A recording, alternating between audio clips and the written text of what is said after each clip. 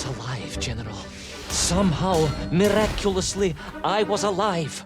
Some twist of fate, some hand of destiny, but I was alive.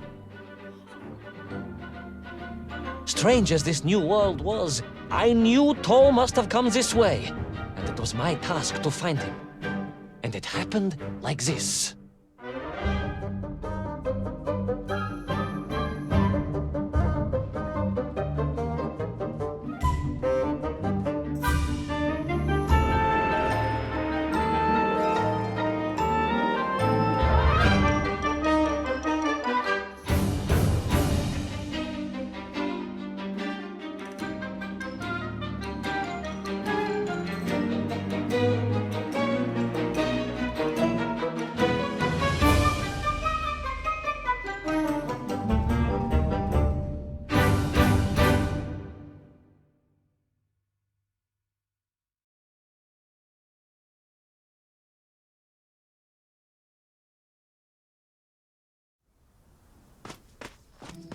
The sun beat down on me relentlessly. The heat was unbearable. I was exhausted. Yet I could not stop. I had to go on. For 7 weeks I trudged across the desert. On the second day... Please, comrade, if we may. I think we can skip the details, unless you consider them to be particularly relevant to the location of Little Orpheus. Of course, General. We will simply omit the tale of the singing chasm, the oasis of mirrors, the sightings of Toll's Mienk aloft on their pterodactyls carrying parts of my crashed rocket drill over the horizon to Lemuria. Wait! The what? Singing chasm? Not that bit, the rocket drill. Oh yes, General, the rocket drill. But what did Toll want with it? And why Lemuria? Lemuria? Lemuria, General. I am not familiar with this Lemuria, comrade. Well, that is because it does not exist, General. Or at least, so I thought.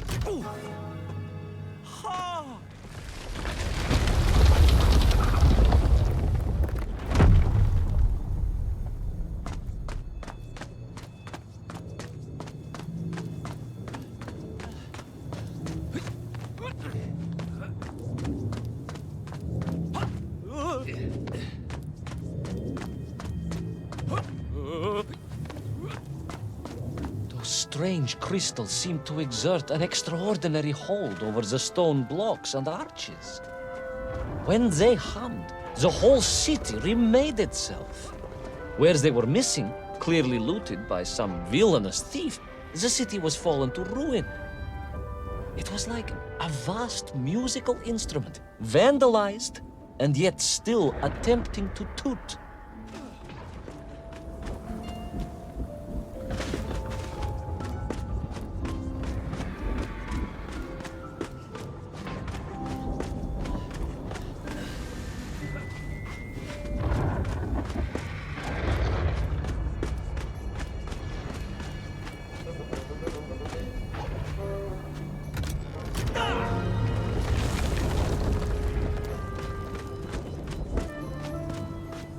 How poetic.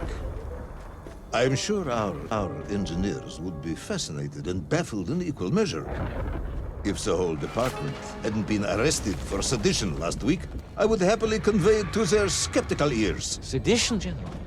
Really? That is unfortunate news indeed. I am joking, comrade.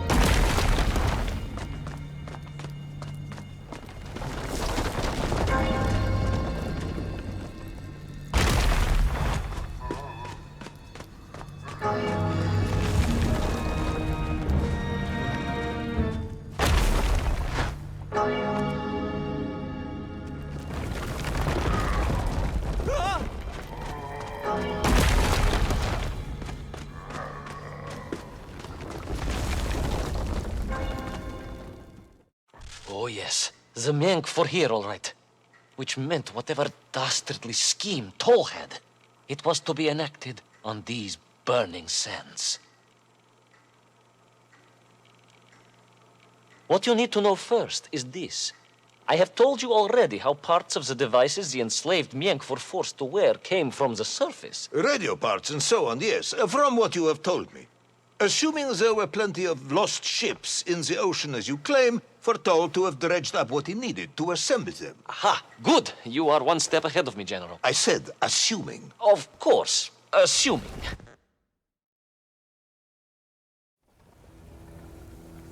Now, as I gazed in awe at the buildings rising and falling around me, I realized that the other major component of those mind-controlling helmets was crystal. Toll had raided Lemuria for them. He knew the city. He knew the crystals could amplify vibrations and waves, and was using them to boost the signal of the radio parts to exert his control over the nymph. Which meant...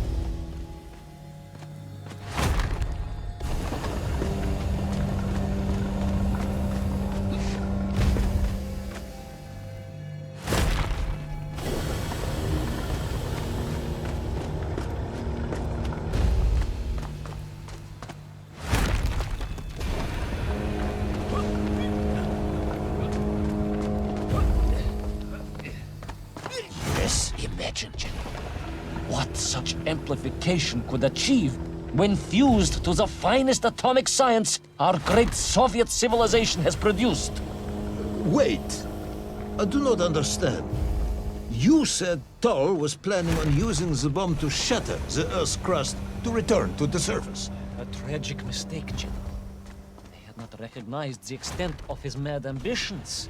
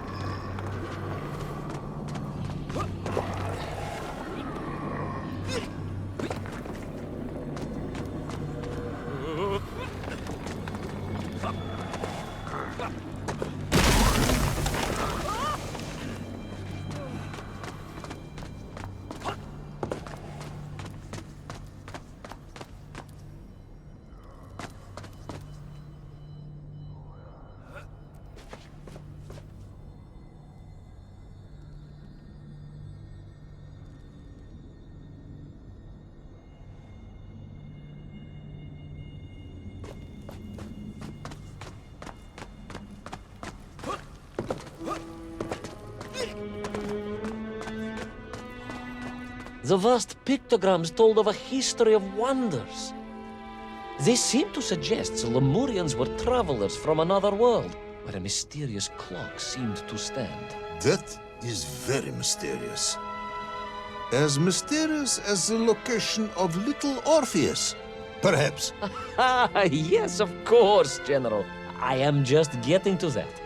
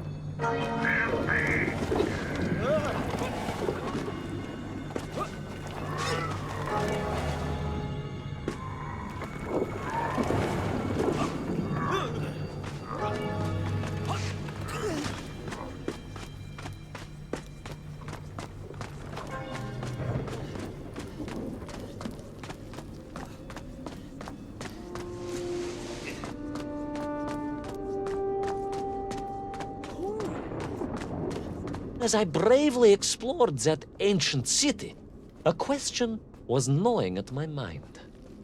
What did it mean that the Lemurians had foreseen the coming of Tol? And who was the man from above that was celebrated as the savior of the Mength? It was almost as if they could read the future in their crystals.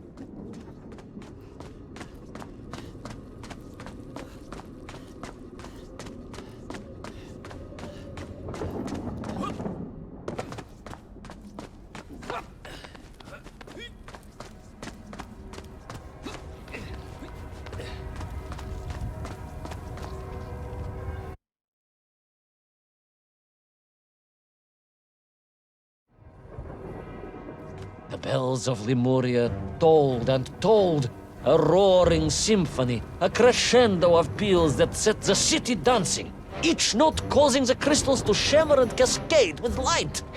But the sandstorm was no natural phenomenon, and the bells did not ring for celebration. Something was very wrong here. Aside from the pterodactyls and the Mength and the dancing stones and the ancient magical prophecies and the crystals and now the giant bells, you mean? If you don't want me to continue, General, then I can easily just quietly go home. Don't think Chepucha will get you out of this one, comrade.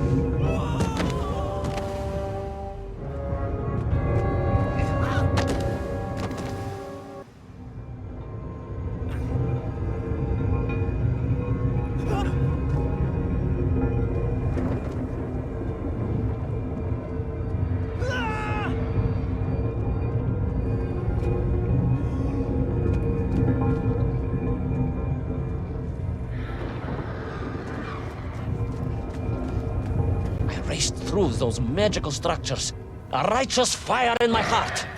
I was like the Brinya Nikic, prepared to strike at the dragon who threatened my homeland. Your heroism is only surpassed by your modesty. On the contrary, General, I chose the Brinya carefully.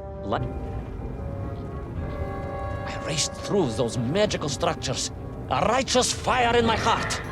I was like the Brinya Nikic, prepared to strike at the dragon who threatened my homeland. Your heroism is only surpassed by your modesty. On the contrary, General, I chose the Brinya carefully. Like him, I raced through those magical structures, a righteous fire in my heart.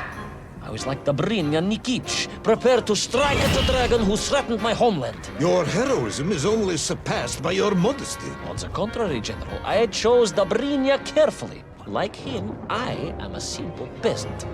It was fate that chose me to descend to the Earth's core. It was General Komanin who chose you to descend to the Earth's core. But don't let that get in the way of your story. Well then, award General Polkovnik Kamanin the highest medal in the world. He already has several of those. I cannot take credit for his wisdom in sending me.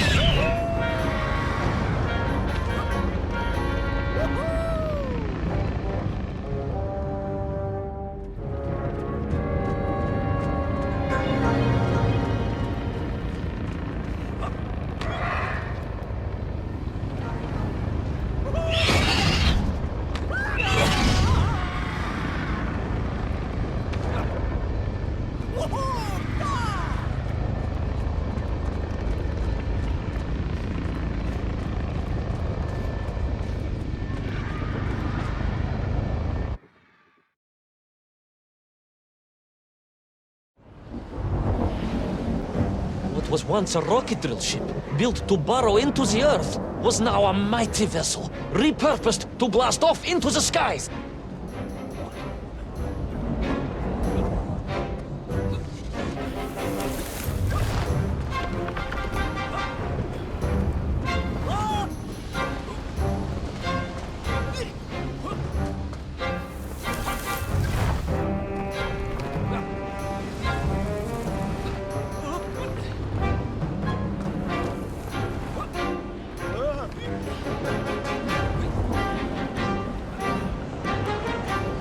There was no doubt the toll was headed for the strange world with its clock, although to what end was yet to understand. But there was no time to consider, no time for questions.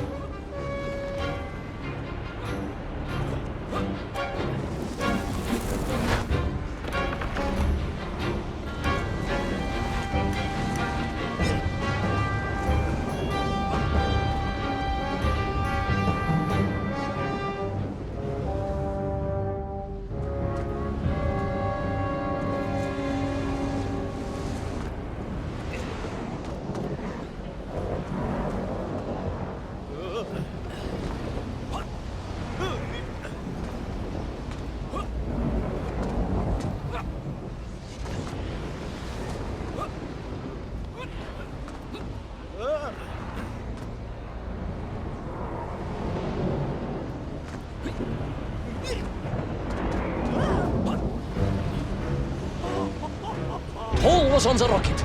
Little Orpheus was on the rocket. And wherever they were headed, I must head there too, to thwart his plans, recover my drill, and save the world!